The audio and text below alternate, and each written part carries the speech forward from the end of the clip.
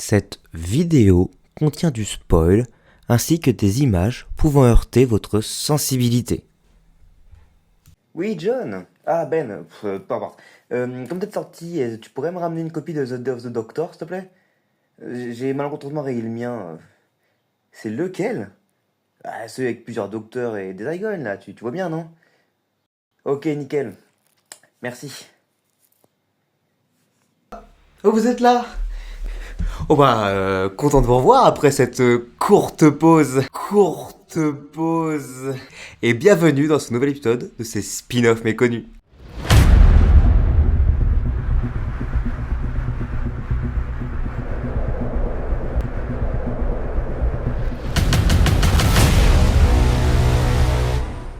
Ah, Lyton, ce mercenaire qui n'a de morale que l'argent, peu importe quel langage, que ce soit des Daleks, mais qui parfois a un peu de conscience, comme avec les Cryons.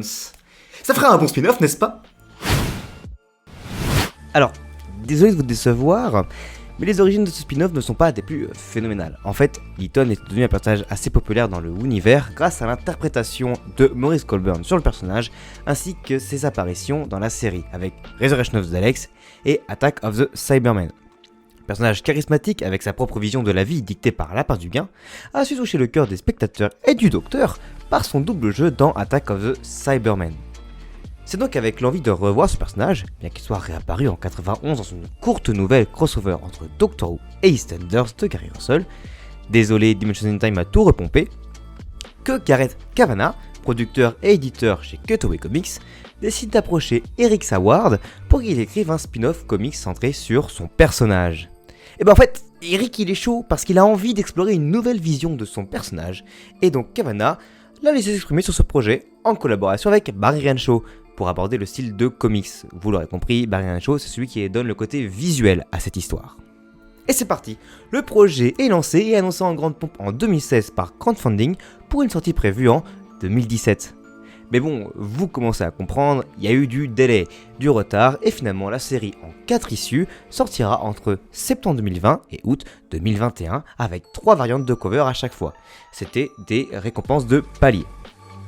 Et évidemment, comme c'était du crowdfunding, comme je l'ai dit, il y avait eu du palier. Les paliers ont tous été atteints, ce qui a permis d'atteindre le palier pour un one-off comics écrit par Saward sur un autre personnage qu'il a créé, ça sera un autre sujet vidéo, ainsi que des bonus DVD pour chaque achat en physique. Alors, j'ai pas mes bonus actuellement sur moi parce qu'ils sont chez mes parents, mais par contre, j'ai les comics. Voilà, ils sont beaux, hein. Et sinon, la série, elle en est où? Eh bien, malheureusement, on n'en sait pas grand-chose. À la fin du 4e numéro, on notice le retour des Ptérodactyles pour une saison 2 qui, encore aujourd'hui en 2025, n'a pas vu le jour. Et en fait, tant que nous n'avons pas d'annonce officielle, partons du principe que la série est en stand-by. Mais du coup, sinon, cette saison 1, ça donne quoi? Dans cette série de 4 numéros, nous retrouvons un Lyton retraité de l'armée tenant un club de jazz. Et oui, déjà là, on se pose des questions, ça ressemble pas du tout au Lyton qu'on suit dans les classiques. Mais bon, passons et commençons les comics. Le premier numéro s'ouvre sur une scène en 68 où Lyton et son ami Wilson, tous deux de l'armée, sont attaqués par un van explosif. Et oh oui, déjà la vache ça pose le style. C'est violent, c'est rude, il y a même un homme qui s'éclate le crâne sur le pare-brise. Enfin bref, après ce passage, on retrouve Wilson dans les rues de Londres en 75, en direction du club de jazz de Lyton, devenu son patron. Alors qu'il arrive devant le club, il décide finalement d'aller dans une rue à côté pour enquêter sur des bruits qu'il entend depuis un moment. Là, Lyton le surprend et lui dit que non, t'es caté bro, c'est rien, et retourne au club. Une fois au club, on découvre un nouveau personnage, Miss L, qui vient faire un compte-rendu à Lyton et lui parler d'un certain Mr. Longbody qui aurait de nouveau perdu la boule. Mais bon, peu importe, Lyton lui dit de rester avec lui et d'essayer de le calmer. Comment ça pourrait mal finir?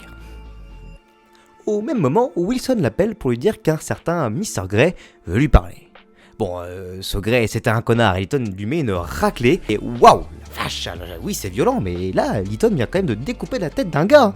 Bref, après ça, Lyton retrouve Mr. Shade, un scientifique un peu particulier qui possède une grande collection d'armes extraterrestres capables de détruire des mondes entiers et des technologies aliens. Mais décide de lui montrer quelque chose d'autre, et même si Lyton s'imagine très bien comment utiliser les armes, il est plus intéressé par ce que veut lui montrer Shade. En fait, Shade veut lui montrer un condensateur moléculaire à positron et tient à lui vendre, parce qu'en effet, c'est ce que Leyton recherche.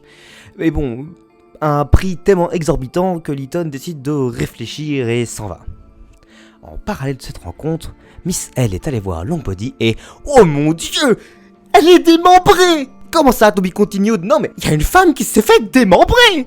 Ah, non, c'est bon, dans le numéro d'après, on apprend que Wilson l'a retrouvée et que, en fait, Miss L est un robot. Tout va bien et...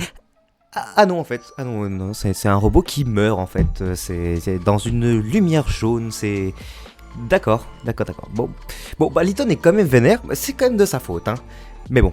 Et il veut retrouver Longbody et demande à Wilson de l'aider et partent tous deux en voyage à travers le monde. Et... Ah non, attendez, j'ai mal lu mes notes, c'est marqué à travers les mondes. Ah, c'est si simple que ça, voyager entre les dimensions. Ah oui, ils ouvrent un portail et... Ah non, c'est bon, il y a une créature interdimensionnelle qui attaque Wilson pour le manger, mais Leyton la tue d'une balle. Bon, bah... tant mieux, hein.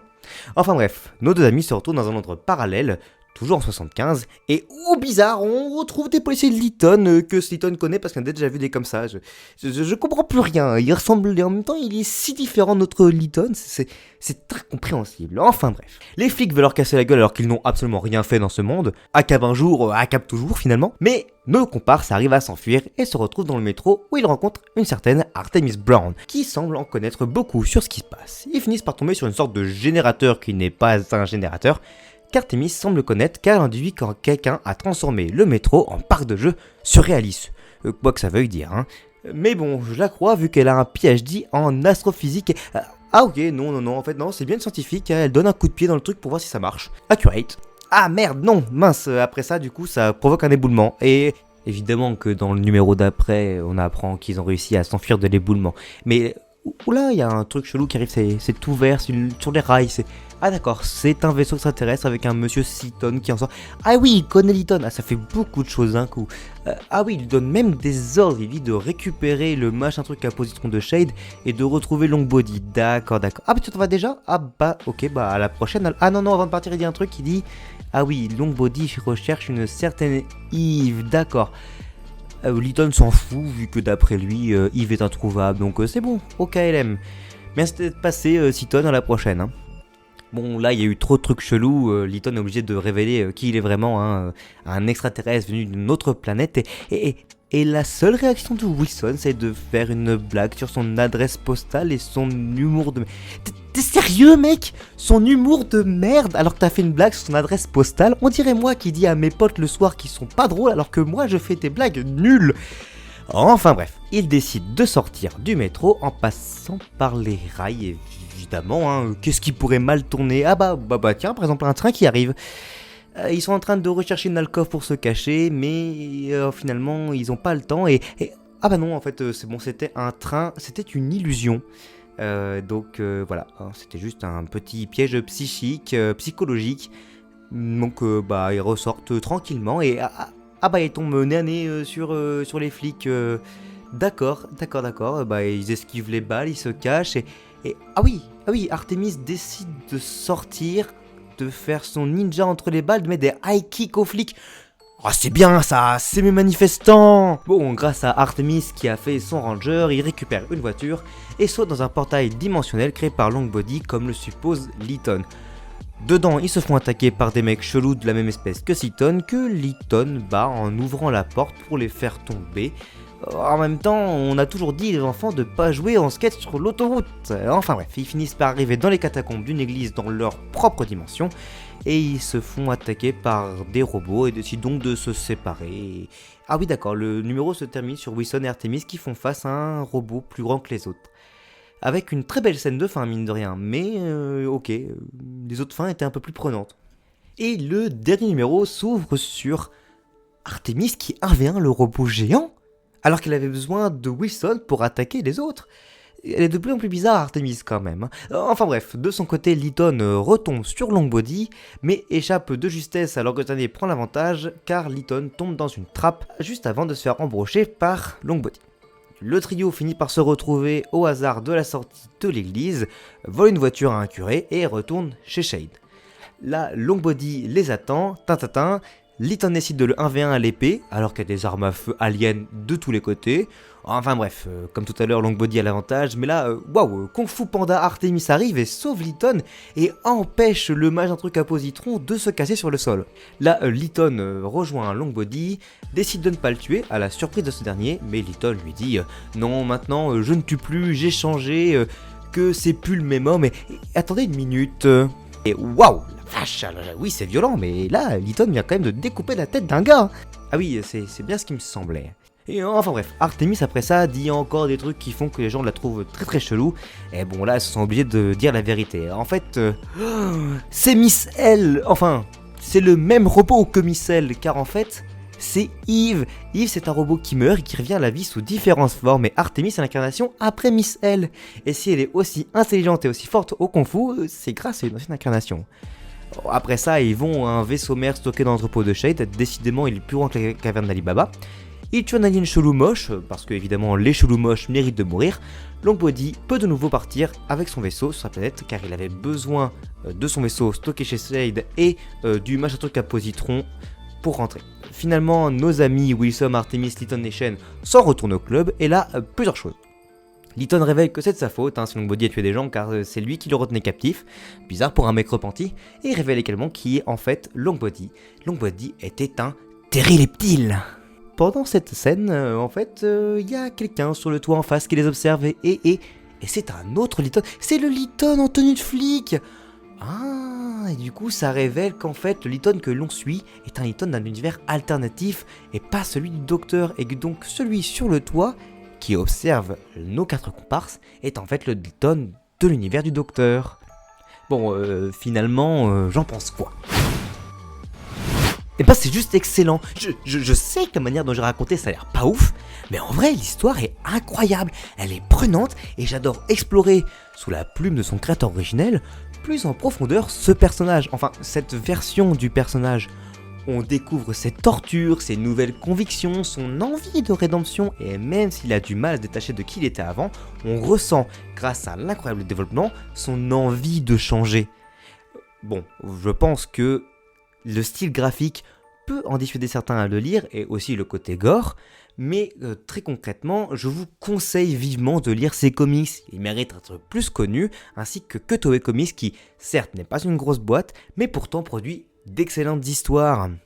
Et d'ailleurs, en parlant d'histoire, l'histoire a également quelques clins d'œil bien sympathiques à la série Doctor Who, toujours agréable à spot si vous aimez ça. Le petit point qui me laisse un petit peu triste, comme je vous l'ai dit plus haut dans la vidéo, c'est finalement ce teasing de fin, mais bon, c'est compensé par le fait que c'est pas un twist, c'est vraiment juste un teasing. Bon, c'est pas grave. D'ailleurs, j'ai plusieurs anecdotes sur ce comics. À un moment, dans l'issue Goodbye to All That, on y voit une affiche Build for Happiness qui fait le lien avec une autre série de Toei également basée sur une pièce de Doctor Who, Paradise Tower, mais ce sera le sujet d'une autre vidéo. Autre anecdote, le préambule de la série a été animé en motion comics que je vous conseille de regarder et qui a d'ailleurs servi d'intro à cette vidéo. Dans l'interview de l'issue numéro 4, John Ryan déclare que si Liton devait revenir, il verrait bien Ewan McGregor dans le rôle, et ça me fait personnellement beaucoup rire. Si vous ne le savez pas, Eric Saward a écrit le personnage d'Orkini en s'inspirant de Liton, et c'est d'autant plus marrant que le comics bonus one-shot du financement est centré sur Orkini, mais comme je l'ai dit plus tôt dans la vidéo, ça sera un autre sujet de vidéo. C'est ouvert! Ah, Ben! Non, c'est John. Mince, désolé, j'y arriverai jamais. Bon, tiens, voilà, je t'ai trouvé ton truc là avec tes docteurs et tes Saigon. Merci. D'Ivoire, pourquoi la couverture elle est bizarre comme ça?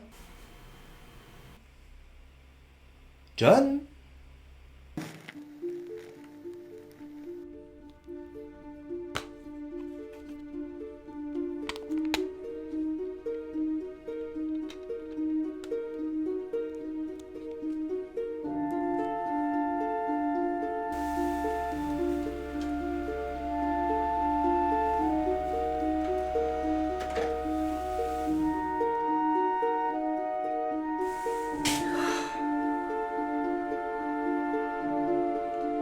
What the f...